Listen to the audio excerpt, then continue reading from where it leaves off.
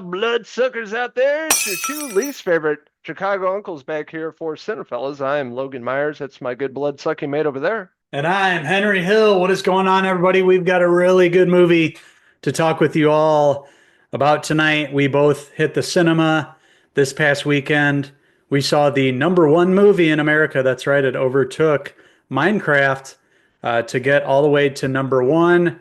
It is directed by Ryan Coogler, of course, Black Panther, Creed, Fruitvale Station. It also reunites him with Michael B. Jordan, playing not one but two roles as brothers. We were talking about the vampire flick called Sinners. Hey, I didn't mean to scare you. Thought y'all done forgot about me in here. Come on, open the door, let me on out of here. Stay. It's you? Of course it's me, open the door. That ain't your brother.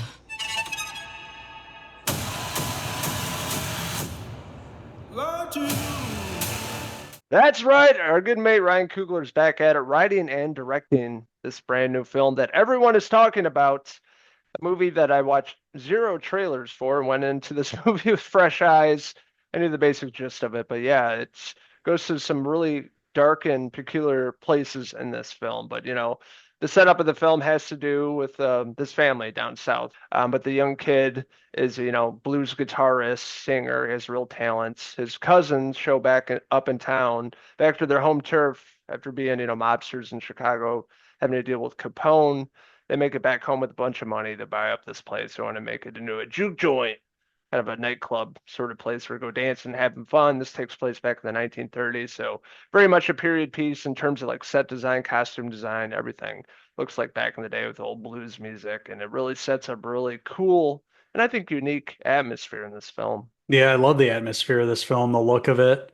It looks great. Cinematography is beautiful. All the wardrobe and costumes. Michael B. Jordan playing the brothers. Both are cool as hell, wearing really slick suits, perfectly tailored. Yeah, they just came across a bunch of money. We didn't hear how they got their money.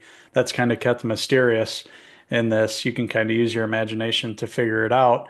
But yeah, like you mentioned, this movie, as much as it has to do with what happens when it goes dark, it has to do with music. It has, the blues music specifically at the heart of this film. And a lot of times within the movie, you get these big musical numbers, and it kind of takes you through a history of music, especially the one part that I'm thinking about particularly in their actual, club at night when they're playing music, and it's kind of showing everybody dancing around and kind of like seeing the spirits of different, like Native American, having that blues music like DNA, like go throughout all the cultures. It's a really cool scene that shows just how, music really, it's different in some ways, but it's all like the similar DNA runs through all different cultures. And it makes for some awesome scenes in the movie, and really is used to ratchet up the tension as the night goes on in this film. But like you mentioned, yeah, this is about the brothers, and they go to get this club, and they go to get this building, and of course it's a white guy in the 30s, so he's completely racist, and they have to deal with that. There's the idea of the KKK obviously being down in the deep South where they're at in Mississippi, and they have to deal with all that on the backdrop of everything of opening this club. And at the beginning of the film, it actually shows you what happens after, in before it gets into the actual story. So you see a part with somebody running away and going into a church, and you follow that character through the rest of the film, and find out how he got to that point. It's really interesting setup, and just a really gorgeous and well executed film. Ryan Coogler really showing off here and showing what he can do, showing what he's learned throughout his films, and he really puts it together in this film. What a big surprise for me. Like, of all the movies coming out this year that I'm really excited for, this is up there. for the best. Like really surprised me, but I guess I shouldn't be surprised with Coogler, Michael B. Jordan. Them working together is always amazing. Love everything they do, but they just kicked it up a notch to the next level. A master class in filmmaking with this movie. Really incredible looking movie. It's a movie you have to see in the theater, normal or IMAX preferably, but it's a movie you got to check out in the theater. Won't have that same effect watching this movie at home. I'm just really blown away in the little over 2 hour runtime in this movie. I fell into this world going back to the 1930s, the real horrors of America, racism going on back then. Two, Mhm. twins that work with the Capone, probably killing a lot of people, making a lot of money, coming back to their stomping grounds and raising hell from there. And just Michael B. Jordan playing dual roles as the twin brothers, smoking stack, incredible. Like he had the whole drawl, the southern drawl to it, the accent down, unrecognizable. And I thought he really Mhm. elevated this performance, one of his best performances today, and just blown away with this movie that, with the real horrors going on with racism back in the 30s and then the introduction of horror being vampires. And you kind of forget about all that kind of stuff and forget about what these twins are up to and the vampires show up. Of course, I'm talking about Jack O'Connell showing up as Remick. He's the Irish folk, I guess, country singer vampire that shows up like kind of out of nowhere, and it takes the movie in a completely different direction of true horror and terror. Yeah, it takes it in a complete opposite direction, and really sets up a really awesome finale. It really builds up this movie. It builds up as it goes. It takes its time setting things up, but like once it happens and once, nighttime falls in the club, everybody's really getting lit and dancing and feeling good. And then these people show up, Jack O'Connell and the other two that he's with, and they want to get into the club and they're denied. And that kind of sets things off from there for some really awesome vampire action. The ending really reminded me of From Dusk Till Dawn with Yes. that. Yeah, that's definitely an influence for the film, I will say. Another actress that we should mention here, Haley Steinfeld, does a great job. She plays this girl who's friends with makes friends with Michael B. Jordan, both of them really, and she ends up, coming to the club and dancing with them and stuff. And yeah, things go south, and everybody has to survive. Another vet of cinema, Delroy Lindo, has a role in this. You get some really top-notch actors in this across the board here, and you get some really awesome practical effects. That's really, everybody involved in this film, they really brought their A game. Everything was on point. This was damn near perfect film here. This is, a vampire movie, especially that's going to be, go down in history. And it's going to be one that I can't wait to own and watch again and see what I missed the first time and really dive in again because, as much as it is a vampire film, it's also a great look at the early 30s from a perspective that we haven't seen before. We haven't seen it from the black perspective and seeing what they're going through and they're trying to come up at this time and what they have to deal with. And, blues music, just what a big influence it really was to all music. And it really stems from the blues. And yeah, we even get a big cameo in the mid-credits sequence from a blues legend.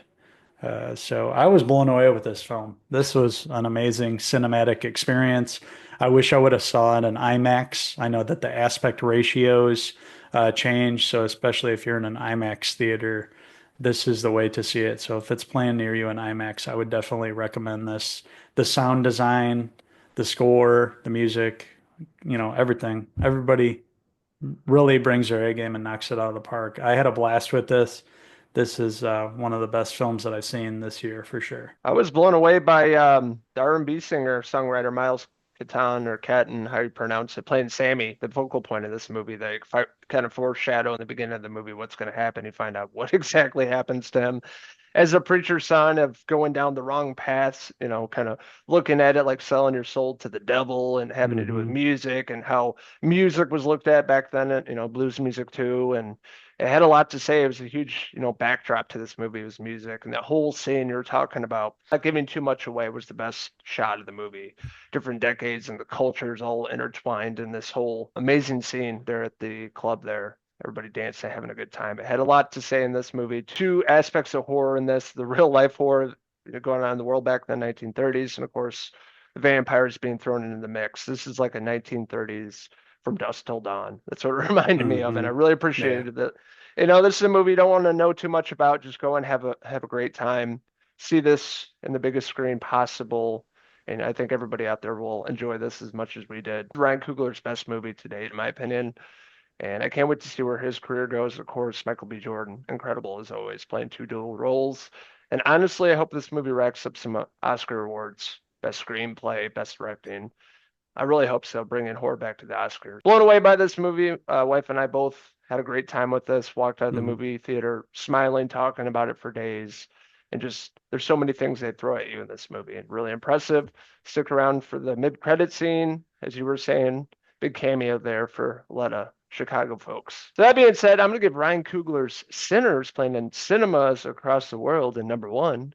Giving it a 5 out of 5 Michael B. Jordan hair pieces. This is a unique film made by a masterful filmmaker, Ryan Coogler here, really stepping into his own. This is his best film by far. Like you mentioned, screenplay's fantastic, music's great, all the performances, the casting, wardrobes.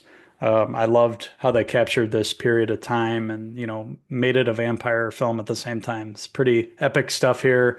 An intense finale and, a potential start of a new franchise here. But Coogler, I think he said that he wants this like to be a one and done. He doesn't want to be a franchise filmmaker. And if I think he should keep it this a one and done thing. Let's not try to milk it and stretch out. This is a unique, special film. And, it's one that you're not going to forget after you watch it. So with that being said, I am going to give Sinners, I'm almost going to go 5, but I'm going to go 4.5 out of 5 Delroy Lindo hair pieces. Delta Slim, Delroy Lindo, incredible in this movie. Just drunk the entire movie, great musician. Throws in some really great one-liners towards the end of the movie, but I always love that guy and everything he's in. But we're interested in hearing from you guys out there. What did you think of Sinners? What'd you like about it? What didn't you like about it? What's your favorite vampire flick? Let us know in the comments below, and don't forget to like, subscribe. Also, check out these wild rascals on Facebook, X, and Instagram, and our website, Cinephellas.com, for the latest, greatest TV, movie news and reviews. Woo! Well, the sun's going down, and we got to get back to the club. So until the next Cinefellas movie review, I'm Uncle Henry B. Jordan. And I'm Uncle Logan Coogler, signing out till the next review. Cheers! Cheers!